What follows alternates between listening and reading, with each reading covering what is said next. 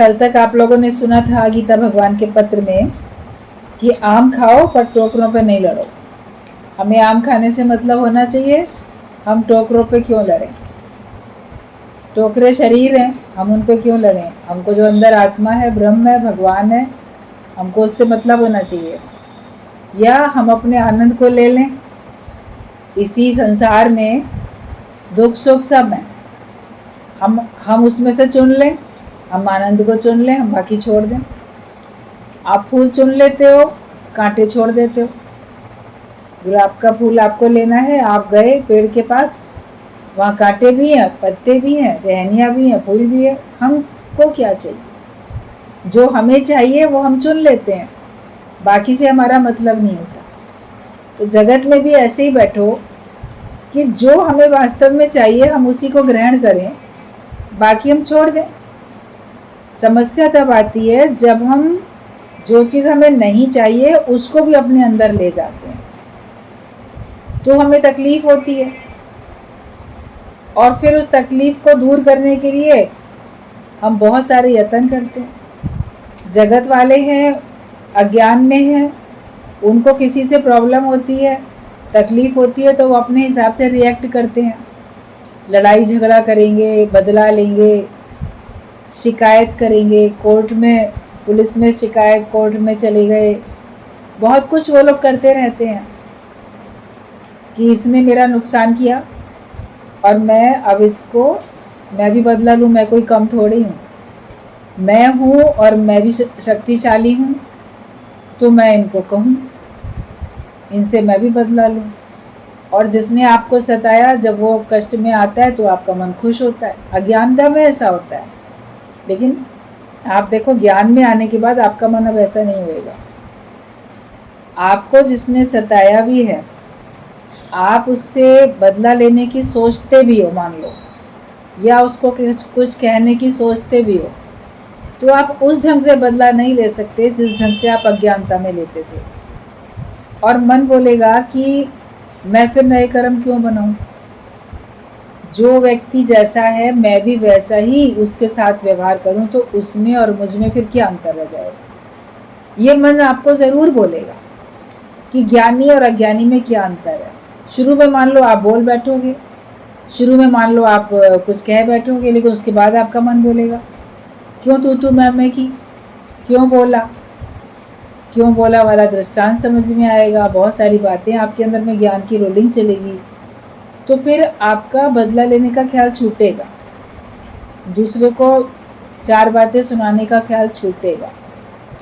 फिर कभी ऐसा होगा कि आप अपने अंदर में दृढ़ हो और आप अपने अंदर मन को स्थिर रख के, बुद्धि को स्थिर रख के, दृढ़ता के साथ आप बात को बता सकते हो।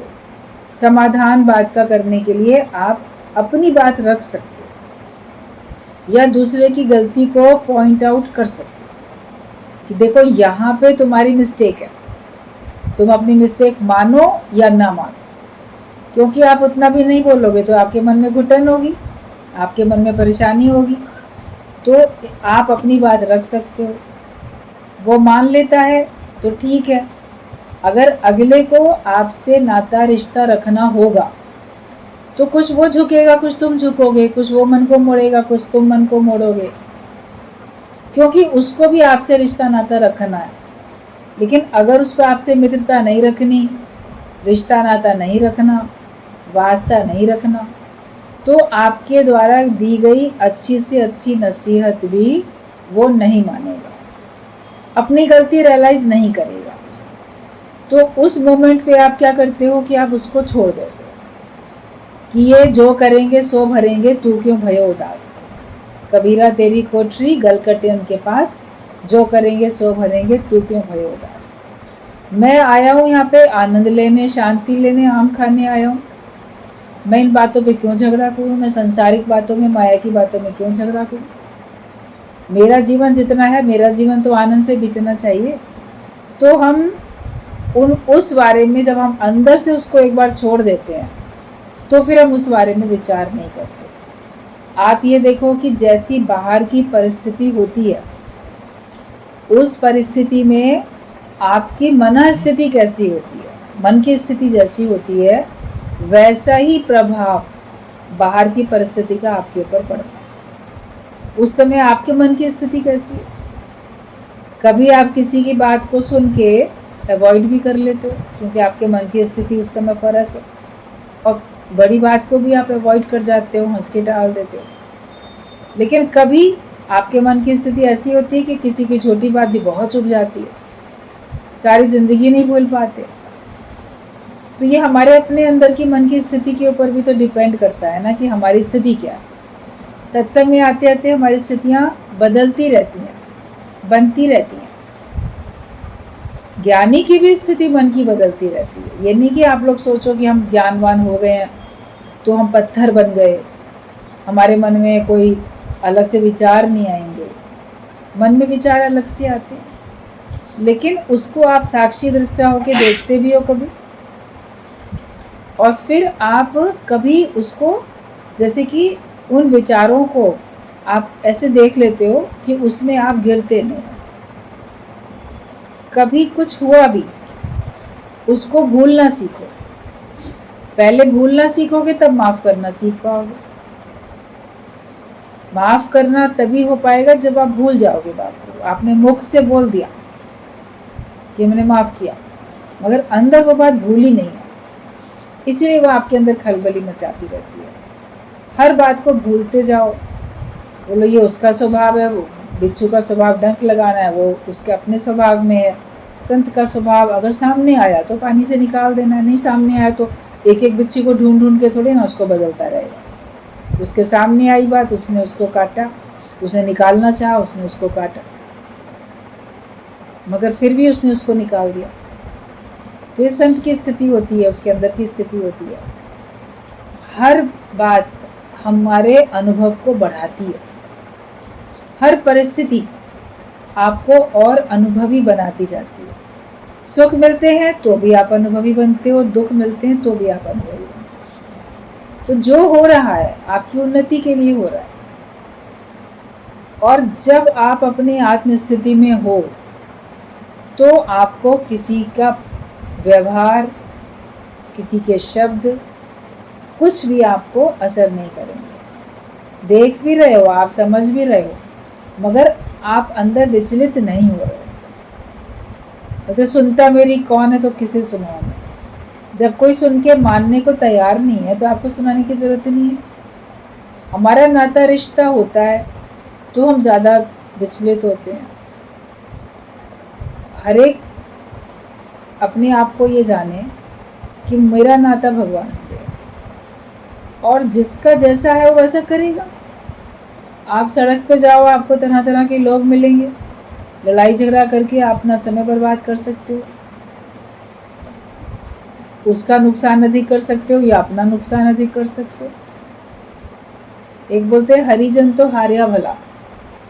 जो भगवान का भक्त होता है, हरि का जन है, वो अगर कभी ऐसी परिस्थिति आती है तो हार्या ही भला होता है। वो अपने मन की स्थिति को बिगाड़ता नहीं है। और अगर आपको किसी को नसीहत देनी भी है, समझाना भी है, तो आप स्थिर होकर समझाओ, इच्छा रहित होकर समझाओ कि ये मानेगा तो ठीक है, नहीं मानेगा तो ठीक है। अब जेल में भी लोगों को डाल देते हैं, कैदियों को क्यों डालते हैं? सुधारने के लिए, दंड देने के लिए, कि उनको लगे कि हाँ देखो अब हम जगत वालों से कट ऑफ हो गए, हम उनके बीच में रहने के लायक नहीं है, क्योंकि उनके बीच में रह के हमने गलत काम किया, पाप किए, अपराध किया। होता है इसको अलग जेल की कोठरी में डाल दो, पड़ा रहे अकेला। मेहनत भी कराते हैं वहाँ पे, लेकिन ये सब क्यों करते हैं? ताकि वो आगे से सुधरे।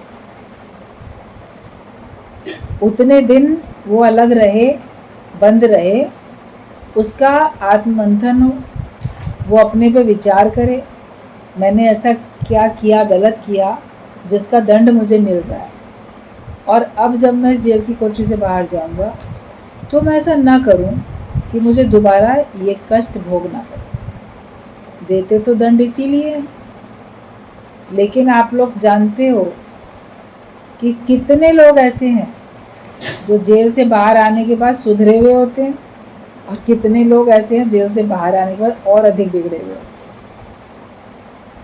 हैं। ये तो हर एक की अपनी अपनी स्थिति है ना, जो जैसा जीवन बनाना चाहता है वैसा बनाता है। आप अपनी संत वाली स्थिति बनाओ, फॉरगिव और फॉरगेट करके बैठो। जो हुआ वो भूल जाओ, 1 मिनट पहले भी जो हुआ भूल जाओ। मेरा ही कोई हिसाब किताब है तभी ऐसा हुआ, और वो ऐसी गलती कर रहा है, मैं ऐसी गलती कभी ना करूं। भागना ज्ञान नहीं है, परिस्थितियों से भाग जाना ज्ञान नहीं है, आत्म जागृति में आना ज्ञान है। जहाँ भी हो आप आत्म जागृति में होकर बैठो, वरना आप जहाँ परेशान होते हो फिर कहीं और जाओगे तो वहाँ पे कोई और परेशानी आएगी, कहीं और जाओगे कोई और परेशानी आएगी। परेशानियाँ तो व्यक्ति के साथ लगी रहती हैं, वो पीछा नहीं छोड़ती हैं। और दिक्कत परेशानियाँ तभी तक हैं जब तक आप अपने को देह में मानते हो, लेकिन जब आप देह से उपराम हो जाते हो, दिक्कत परेशानियाँ तभी भी आपके जीवन में आती रहती हैं, मगर आप उसमें अपने को विचलित नहीं करते। ज्ञान इसीलिए है रोज़ का कि हम दृढ़ता में रहें, अपने को हम विचलित ना करें, अपने को हम स्थिर रखें, अपने को शांत रखें, इसीलिए ज्ञान है। और वो सब लोग अपने अपने से देखो मेहनत कर भी रहे हैं। जो लोग भी आके सत्संग में बैठे हैं, चाहे ऑफलाइन चाहे ऑनलाइन, या जब कभी भी आप सुनते हो तो इसीलिए तो सुनते हो कि हमारी स्थिति बने, और जो अपनी कमी है वो बताते हैं। जब अपनी कमी बताते हैं तो बताने से वो हमारे अंदर से विचार हट जाता है, और हमको उस कमी के लिए जो हमको युक्ति मिली, जो हमको उत्तर मिला, अब वो विचार अंदर आ जाता है। खलबली वाला विचार हट गया, और जो गुरु से तुमको ज्ञान का विचार मिला, उस समस्या का जो समाधान मिला, अब आप उस समाधान के ऊपर विचार करते हो, तो फिर आपकी स्थिति बनती चली जाती है। इसलिए पूछना ज़रूर चाहिए, सत्संग में हमको पूछना ज़रूर चाहिए। और ये सब बातें हैं, ये हर एक के जीवन में आती रहती है। ब्रह्म ज्ञानियों के जीवन में भी कई बार आप देखोगे उतार चढ़ाव आते हुए दिखते हैं। कभी उनकी स्थिति आपको अलग अलग दिखती है, लेकिन वो बहुत मोमेंट्री, एक पल की होती है, उसके बाद वो फिर अपने को बना लेते हैं। कभी परेशान होते हुए दिखे, चिंता करते हुए दिखे, या किसी के बारे में कुछ कहते हुए दिखे, या किसी को कुछ कहते हुए दिखे, किसी के ऊपर गुस्सा किया, मगर अगले ही पल जैसे अपने लिए गुस्सा किया, और अपना आप जान के दूसरे के सुधार करने के लिए अगर आप बोल देते हो तो अगले को इतना बुरा भी नहीं लगता है, आपको भी नहीं बुरा लगता है, आप भूल सकते हो उसको, अगले ही पल उसको भुला के आप प्रेम कर सकते हो। गलतियां सभी से होती हैं, लेकिन जो ज्ञानवान होता है वो गलतियों से सुधरता है, गलती को दोहराने का संकल्प लेता है कि नहीं दोहराऊंगा मैं। गलतियां जो हैं वो दोहराता नहीं है, उनको वो ना दोहराने का संकल्प लेता है और सुधार करता है अपना। अज्ञानी व्यक्ति अपनी गलतियों से नहीं सीखता, क्योंकि उसको वो अपनी गलती लगती ही नहीं। वो सोचता है मैं सही हूँ। जब कभी उसका विवेक खुलेगा तब जानेगा कि मैंने कितनी गलतियाँ की, कितने ही कर्मों से पाप कमाए तूने, कितने ही पर्दों में भेद छिपाए तूने। तेरी आत्मा ही जाने, परमात्मा ही जाने। जगत वालों का तो मन ऐसे होता है, कितने भेद अपने अंदर छुपा के रखते हैं, अपनी गलतियों को, अपने किए हुए कर्मों को कुछ उजागर करते हैं, कुछ बताते नहीं हैं किसी को भी कि हमारे अंदर इतने इतने गलत ख्याल हैं, या हमने इतने इतने गलत काम किए हैं। कितने पर्दों में अपने गलतियों को छुपा के रखते हैं, और कितने कितने तरीके से वो बदकर्म पाप करते ही रहते हैं। उसको वही खुद जानते हैं या भगवान जानते हैं। लेकिन जब हम ये समझ जाएं कि हमसे गलतियां हुई और हमें अब नहीं करनी है, मैं केवल भगवान से वास्ता रखूं, किसी और से नहीं, अभी हमारे अंदर के नाते कहीं ना कहीं सूक्ष्म में मैं मेरे से या जिनके साथ भी समस्या है उनसे जुड़े हुए हैं। उनको हम कहीं ना कहीं से अपना मित्र या दुश्मन कुछ तो मान रहे हैं। परिवार के लोगों से परिवार वाले संबंध मानते हैं, बाकी लोगों से अच्छा या बुरा मित्र या शत्रु का कुछ तो संबंध है, कुछ तो नाता है। इसलिए हम उनको कहीं ना कहीं से अपना मान रहे हैं। इसलिए हमको उनकी बातों को हम देखते हैं, उनका असर होता है और उनको फिर हम माफ़ नहीं कर पाते, क्योंकि हम उनको कुछ वैल्यू दे रहे हैं। लेकिन जब हम किसी को कोई वैल्यू नहीं देते तो याद भी नहीं रहता कौन सी चिड़िया आई हमारे ऊपर बीट करके चली गई, हम उसके बारे में कितना सोचते हैं बताओ। तब उस समय आपने अपने ऊपर अगर ऊपर से उड़ती हुई चिड़िया जा रही थी, उसने बीट कर दिया, आप पोंछ लेते हो, धो लेते हो, चलो नहा लेते हो, फिर क्या सारी ज़िंदगी उसको याद करते रहते हो। मैं ना उस चिड़िया को कभी माफ़ नहीं कर सकता, उसने ना मेरे ऊपर बीट कर दी थी। कभी आपको विचार भी नहीं आता है। ऐसे बहुत सारी ऐसी बातें होती हैं क्योंकि आपका उससे कोई वास्ता नहीं है। जिनसे नाता रिश्ता, जिनसे वास्ता है, उन्हीं का मनन चिंतन चलता रहता है। इसलिए अनकंसर्न होके बैठो, बेवास्ते होके बैठो, अपने को और जगत से कट ऑफ करो, अपने को और बेवास्ता करो और असंसारी बनाओ, और मुझे केवल भगवान से मतलब है। फिर लगता है अच्छा ठीक है, साकार गुरु से मतलब है और हमको जो सत्संगी आते हैं उनसे मतलब है, मगर फिर मन आपका उनके द्वारा भी जो कुछ व्यवहार होता है उससे भी आपका वास्ता नहीं होता, क्योंकि सब में आप भगवान देखते हो, निराकार को ही देखते हो। गुरु में भी, साध संगत में भी और सारे संसार में। तो लगेगा कि हाँ, सारे संसार में जिसके द्वारा जो भी कुछ मुझे मिला या मिल रहा है वो भगवान की मर्जी से हो रहा है।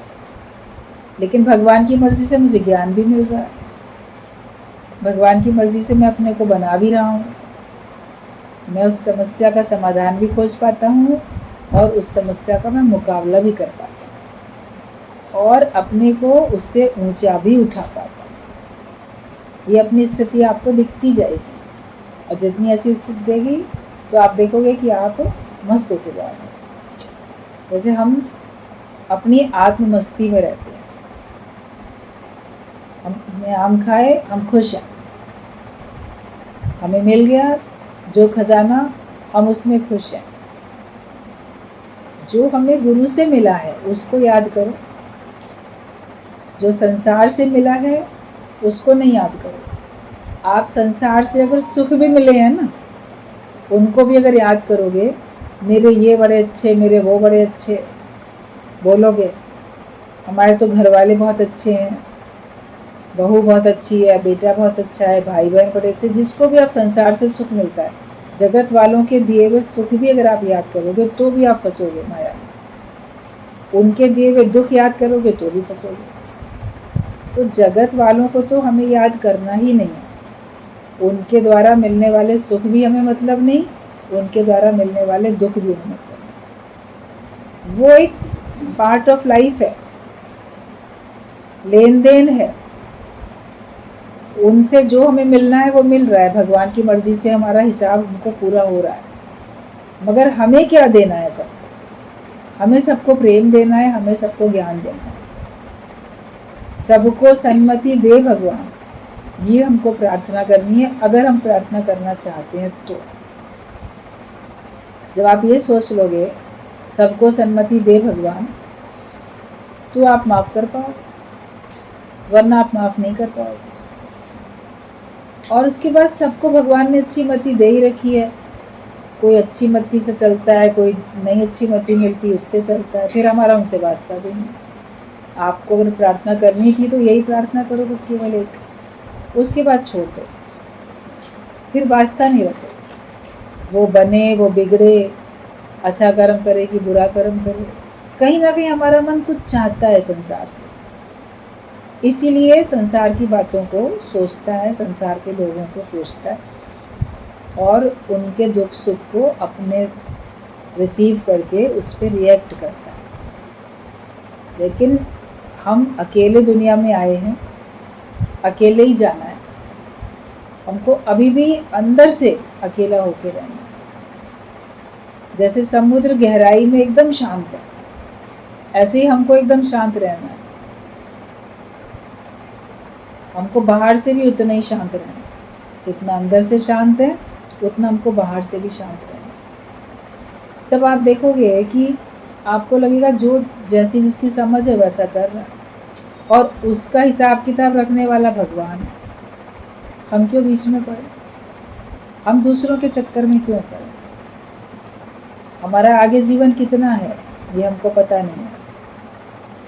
इसलिए आज का दिन ही मैं हूँ। दिन आज ही अपना है, कल परसों पर आया। ये आज ही का दिन मेरा अपना है। आज के दिन में मैं क्या जीवन मुक्ति का आनंद ले रहा हूँ। आज के दिन में मैं खुश हूँ, आज के दिन में मैं मुक्त हूँ। मेरे अंदर जगत नहीं है, सिर्फ भगवान है। श्वास श्वास सिमरो गोविंद, भगवान के भाव में रहो। पिछले जन्म में कौन क्या था, क्या क्या छोड़ा है, उसके बारे में कुछ याद नहीं है। यहाँ भी सब खेल खत्म होगा, डोरी जिस दिन टूटी। जिस दिन श्वासों की डोरी तुम्हारी टूटेगी, सारा खेल खत्म। फिर याद भी नहीं रहेगा आपको अगले जन्म में। लेकिन जो लेन देन कर लिया होगा उसका भुगतान भुगतने के लिए कोई किसी रूप में, कोई किसी रूप में आएगा, फिर आपके पास पीछा नहीं छोड़ेगा। अगर आवागमन के चक्कर से छूटना चाहते, अगर हम जन्म मरण के चक्कर से छूटना चाहते हैं, सचमुच में योगी बनना चाहते हैं, तो सबको अंदर से भुला दो। अपने को टोटल खाली करो, एकदम संग करो एक भगवान का, एक प्रभु का कर ले संग, होगी न तेरी समाधि बन। और अगर तुम योगी बनना चाहते हो तो जगत के सबके संग को तोड़ दो, छोड़ दो सब। अंदर से, बाहर से आपको सबसे प्रेम करके रहना है, और बाहर से आपको जहाँ अगर आवश्यकता है तो सुधारने के लिए बोलना भी है, लेकिन अपने मन को स्थिर करके बोलना है। उसमें खुद परेशान मत हो जाओ, खुद आंसू ना बहाने बैठ जाओ, खुद अपने को अपमानित महसूस ना करने बैठ जाओ। मैंने कहा भी उसने ऐसे उल्टे जवाब दिया, मेरा तो बड़ा इंसल्ट कर दी, तो अपने को अपमानित महसूस करने लग जाते हैं। मुझे इग्नोर करके चला गया फलाना, तो ही अपने को अपमानित महसूस करते हैं, बड़ा इंसल्टेड फील करते हैं। ये सब नहीं करो, ये सब नहीं सोचो। आपको सुधारने के लिए बोलना था, आपने बोल दिया, आपको लगा उसकी गलती है, आपने एक बार बता दी, और फिर उसके बाद भूल जाओ, छोड़ दो। तब आप भूल सकते हो और तब आप माफ़ कर सकते हो। इसलिए फॉरगिव एंड फॉरगेट हमेशा याद रखो। और हम आए हैं संसार में आनंद लेने के लिए, इसीलिए बोला गया कि आम खाओ पर टोकरों पे लड़ो नहीं। दुनिया में आयो, मौज करो। गुरु तुमको मौज दिला रहा है, मौज करो। गा तो लेते हो, मौज से करेंगे सवारी। तो सत्संग के उसमें गाड़ी में बैठते क्यों नहीं है? मौज से सवारी करने के लिए उतर के और जगह चले जाते हो, जगत में, जगत वालों में, तो तुम्हारी मौज खत्म हो जाती है। सत्संग में आ गए हो तो मौज करो। आगे बोला गया है, जिज्ञासु को पहले सतगुरु की शरण में जाकर फिर उसके आदर्श से ही अपने आप को आप समान बनाना है। जो भी जिज्ञासु आता है सत्संग में ज्ञान की जिज्ञासा लेके, उसको सबसे पहले क्या करना है? सतगुरु की शरण में जाना है। शरण में जाने का मतलब होता है कि बस अब मैं सिर्फ तुम्हारी शरण में हूँ, मेरे को जगत से किसी से कोई मतलब नहीं है, और अब आप ही केवल मेरा जीवन बनाओ, आप ही मेरी नैया पार लगाओ। मैं तुम्हारा शरणागत हूँ। कभी शरण का अर्थ गहराई में समझो, मनन करो उस पर। शरणागत भाव क्या होता है, शरण में जाना क्या होता है? साधारण शब्द नहीं है ये। भगवान हम तुम्हारी शरण में हैं, गुरु हम तुम्हारी शरण में हैं, लेकिन सचमुच में हो, केवल आके बैठ गया वो क्या शरणागत ही हो गई? उसको समझो। तो जिज्ञासु को पहले गुरु की शरण में जाना पड़ता है, और फिर उसके आदर्श से, फिर गुरु का आदर्श देखो। वो परिस्थितियाँ गुरु के सामने भी हैं, ब्रह्मज्ञानी के सामने विपरीत परिस्थितियाँ बहुत होती हैं, तुमसे 10 गुना ज़्यादा होती हैं। क्यों होती हैं? कभी कारण सोचो। तुम लोग को सिखाने के लिए, जगत को सिखाने के लिए कि उनके ऊपर ऐसी परिस्थिति है, उसमें वो कैसे चलते हैं, उसमें वो कैसा व्यवहार करते हैं, ताकि आप उनका आदर्श देखो और सीखो। वरना लगेगा इनके ऊपर तो बात पड़ी नहीं, इन्हें क्या पता, इनको तो इस प्रकार का अनुभव है ही नहीं, इन्हें क्या पता हम पे क्या बीत रही है। मगर जब आप आदर्श देखोगे तो लगेगा हाँ, इनके ऊपर भी इतनी बातें बीतती हैं, मगर ये उसमें कैसे निर्लेप न्यारे होकर रहते। और किसी एक ही ब्रह्म ज्ञानी का आदर्श नहीं होता, आप सबका आदर्श देखते हो, अपने गुरु का आदर्श देखते हो, औरों का भी देखते हो। तो पहले तो शरण में जाओ और फिर गुरु के आदर्श को देख के अपने को आप समान बनाओ। जैसा वो स्थिर है, जैसा वो शांत है, जैसा वो अवॉइड करके बैठा है, ऐसे हमको भी अवॉइड करके बैठना है। गुरु सबको माफ़ करके बैठा है, हमको भी माफ़ करके बैठना है। हर एक को माफ़ करता है। संसार वालों को तो पहले ही माफ़ कर दिया जब सत्संग में आए। जगत वालों के दुख सुख से, उनके द्वारा दिए गए परेशानी दुख से कोई मतलब नहीं। फिर यहाँ आके भी साध संगत या कभी किसी से मनमुटाव हुआ, ज्ञान पक्का हुआ, उसको भी माफ़ कर दिया। और फिर कैसे आप समान बन के सब बैठ जाते हैं। माफ़ करते चलते हैं ना, रोज़ रोज़ माफ़ करते चलते हैं। और ये शरण में जाके हमको सीखने को मिलता है, क्योंकि हमारा वास्ता उसी से, मुझे काम ईश्वर से, मुझे किसी और से काम ही नहीं है। तब हम आप समान बनते हैं।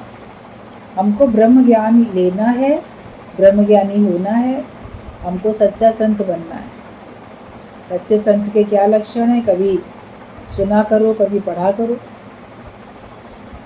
अपनी तुलना किया करो, गुरु से तुलना करो, कभी कैसे करो।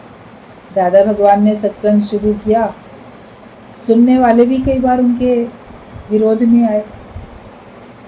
उनसे जो लोग सुन रहे हैं वो भी कभी विरोध में आ गए। तो ऐसे तो आपने देखा है, क्राइस्ट के भी विरोध में उसी का सुनने वाला आया, उसी ने शिकायत करके उनको क्रॉस पे लटका दिया।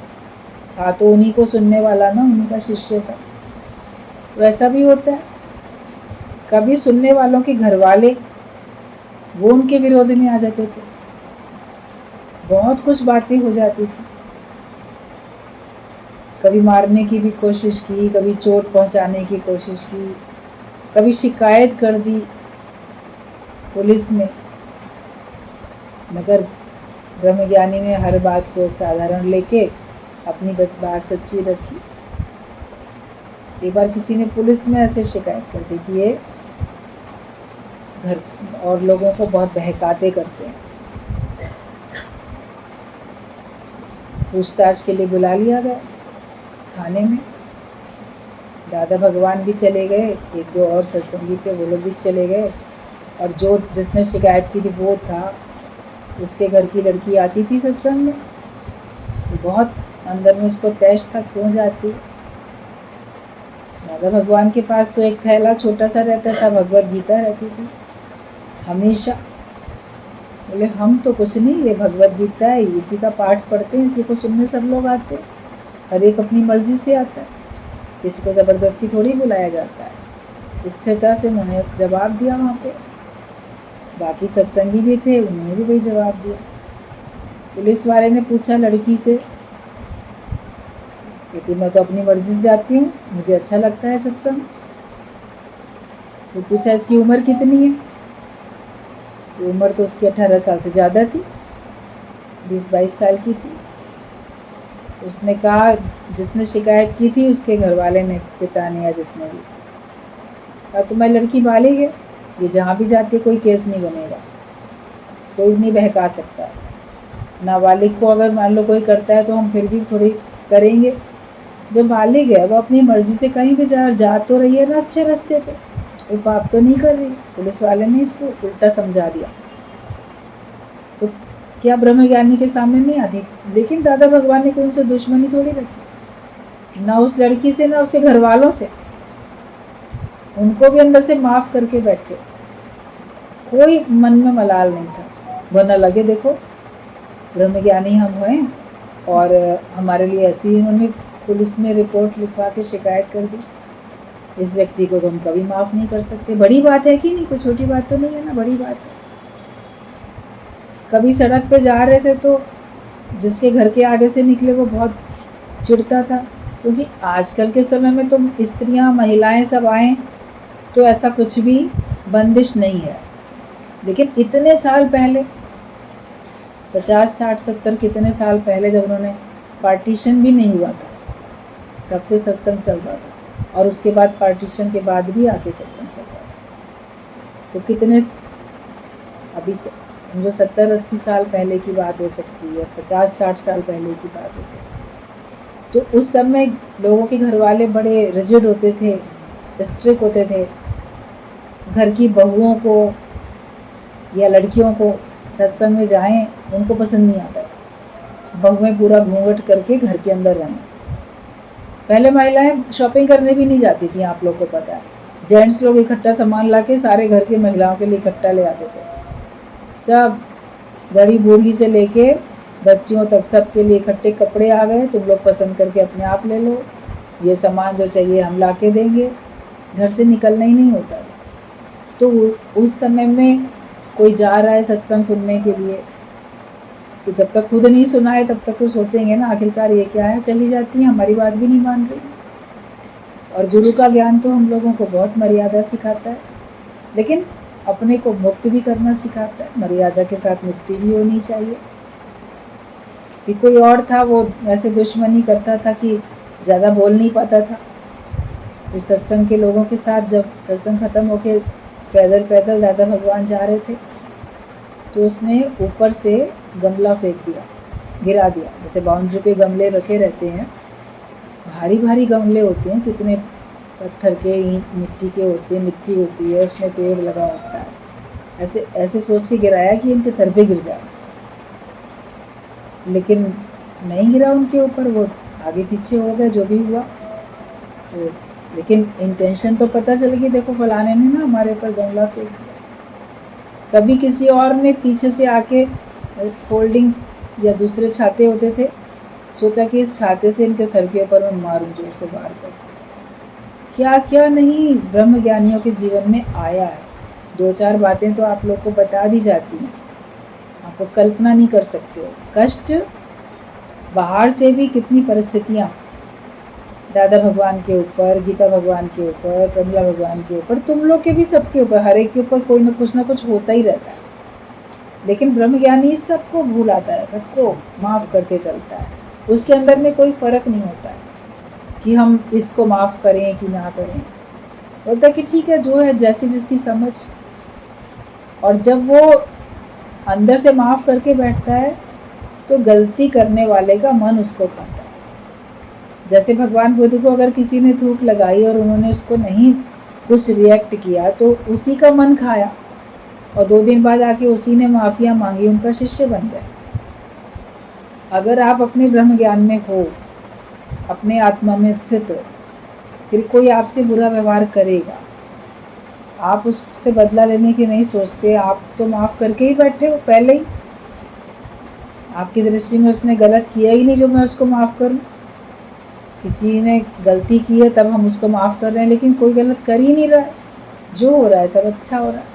तो माफ़ करने का भी तो सवाल नहीं उठता ना, इससे आपको सब ठीक ही ठीक लगता है। तो फिर आप देखोगे वो लोग भी आपके मुरीद बन जाते हैं, फिर वो लोग भी आपको पसंद करने लगते हैं। प्रारब्ध में होता है, पुरुषार्थ करते हैं तो वो लोग भी आपके सत्संग में आपके फॉलोवर बन जाते हैं। मगर तुम्हें ब्रह्मज्ञानी बनना है ना, तुमको आप समान बनना है। वही कहा कि पहले जिज्ञासु को पहले सतगुरु की शरण में जाकर फिर उसके आदर्श से ही अपने आप को आप समान बनाना। उसका आदर्श देखो और आप समान बनो। दूसरे कितने ही शास्त्र पढ़ें, वे काम के नहीं हैं। केवल पूर्ण गुरु का ज्ञान सुने तो बेड़ा पार होता है। आप कितने भी वेद पढ़ो, शास्त्र पढ़ो, आपके किसी काम में नहीं आएंगे। लेकिन जब आप पूर्ण सतगुरु का ज्ञान सुनेंगे वही काम में आएगा। आपको मुसीबत में सत्संग याद आएगा, किसी भी परेशानी में एकदम सत्संग के वचन याद आएंगे। अच्छा, सत्संग में क्या सुना था, गुरु ने क्या कहा था, वो वचन आके आपको एकदम जैसे कि थाम लेते हैं, गिरने से बचा लेते हैं, दुखों से बचा लेते हैं, मुसीबत से बचा लेते हैं। तो इसलिए ज्ञान के वचनों को सुनो, वही तुम्हारे काम में आते। उस समय तुमको फलाने वेद में क्या लिखा है, फलाने शास्त्र में क्या लिखा है, वो नहीं याद आएगा, पढ़ा तो बहुत होगा, लेकिन वही बातें जब गुरु के मुख से सुनी होंगी तो भले याद रहेंगे कि नहीं देखो रामायण में भी तो ऐसा लिखा है, भगवद गीता में भी तो ऐसा लिखा है, अष्टावक्र गीता में भी तो ऐसा लिखा है। क्योंकि वो सारी बातें आपने गुरु के मुख से सुन ली हैं, इसलिए आप गुरु को या उस शास्त्र को याद कर लेते हो, मगर उसके वचन जो आपको याद आते हैं तभी जब आपने पूर्ण गुरु से सुने होते हैं। तो दूसरे कितने भी शास्त्र पढ़ें वे काम के नहीं हैं, केवल पूर्ण गुरु का ज्ञान सुने तो बेड़ा ही पार। जब तक मन का इलाज नहीं करेंगे, ख्याल तुम्हारे एकाग्र नहीं करेंगे, तब तक कोई भी बीमारी नहीं उतरेगी। थोड़े समय के लिए दब जाएगी, पर फिर दूसरे किसी रूप में बीमारी प्रकट होगी। जब तक तुम अपने मन का इलाज नहीं करोगे सही तरीके से, तब तक तुम्हारे ख्याल कभी थोड़े समय को दबेंगे फिर उभरेंगे। तो बीमारी को तो जड़ से ही दूर करो ना, जैसे भी गुरु जी की बात चल रही थी। बीमारी तो चाहते हैं जड़ से दूर हो जाए, तो अज्ञानता की बीमारी भी तो जड़ से दूर हो जाए ना। और जड़ क्या है? बोलते बड़े में बड़ा रोग हो मैं का है, मैं हूँ यही जड़ है। अपने को मैं मानते हो तो सारे रोग हैं, अपने को देह मानते हो तो सारे रोग हैं। लेकिन जब आप अपने को ब्रह्म जानते हो, आत्मा जानते हो, तो आपके सारे रोग मिट जाते हैं। कहते पी लेना हरि नाम का प्याला, सारे रोग मिट जाएंगे। बस हरि के नाम का प्याला पी लिया, अब हरि हरि बचा। हरि ने सारे हर लिए, हमारे अज्ञानता के रोग भी, दुख भी, ख्याल भी, सब हर गए। हरि बोलते हो विष्णु भगवान को, हर हर महादेव बोलते हो, हर लेता है वो सारे कष्टों को, बोलते हो ना। तो गुरु तो हर लेता है, तुम्हारे सारे कष्टों को सबको हर लेता है, तुम्हारे पास बचते ही नहीं है वो। तो जो मैं हूँ यही बड़ा रोग है जिसने सारी दुनिया को जलाया। हमारा काम है कसम उठाना कि कोई भी मुझे नाराज नहीं कर सकता। ये कसम उठाओ। आज गीता भगवान ने बोल दिया कि मैं आज से कसम उठाता हूँ कि दुनिया में कोई भी मुझे नाराज नहीं कर सकता। किसी की बात पे आप नाराज हो जाते हो ना, उसकी बात को पसंद नहीं करते, बोलो आज से मुझे कोई दुनिया में नाराज नहीं कर सके। ये मैं कसम उठाता हूँ। जब नाराज नहीं रहोगे, रिएक्ट नहीं करोगे, तो फिर आप अपने स्वरूप में हो, फिर हर बात आसान हो जाती है। किसी का व्यवहार, किसी की वाणी, किसी के शब्द सुन के पहले हम नाराज़गी में आते हैं, फिर और क्रोध में आते हैं या दुखी होते हैं, फिर बदला लेने की सोचते हैं, फिर माफ़ करने की सोचते हैं, और फिर कर पाते हैं कि नहीं कर पाते हैं। लेकिन अगर हमने शुरुआत में ही देख लिया कि मुझे नाराज़ ही नहीं होना किसी बात, खुश हैं हम, हमारी प्रसन्नता में कोई बाधक बन ही नहीं सकता। ये कसम उठा लो कि हमारा काम है कसम उठाना कि कोई भी मुझे नाराज़ नहीं कर सकता, ना मैं किसी को मन वचन कर्म से दुखी करता, ना तो मैं किसी को अपने मन वचन कर्म से दुखी करूं, और ना मैं किसी की बात से मन वचन कर्म से दुखी हो जाऊं या नाराज़ हो जाऊं। बस एक ये आप अगर कसम उठा लोगे तो आपको ब्रह्म ज्ञानी के पद पे पहुंचने से कोई रोक नहीं पाएगा। आप जल्दी ही अपने को उस पद में खड़ा हुआ महसूस करोगे कि बस मैंने ये कसम उठाई आज से कि मैं कभी भी किसी से भी, मुझे कोई नाराज़ कर ही नहीं सकता। कितना भी कोई उल्टा चल ले, मेरे को नाराज़ नहीं कर सकता, और मैं अपने तरफ से किसी को दुखी कभी करूँगा। बस इतना ही करो, आप देखो आपका जीवन कितना सुंदर बनता है, अच्छा बनता है। आज के लिए पता नहीं, बस इतना ही काफ़ी है।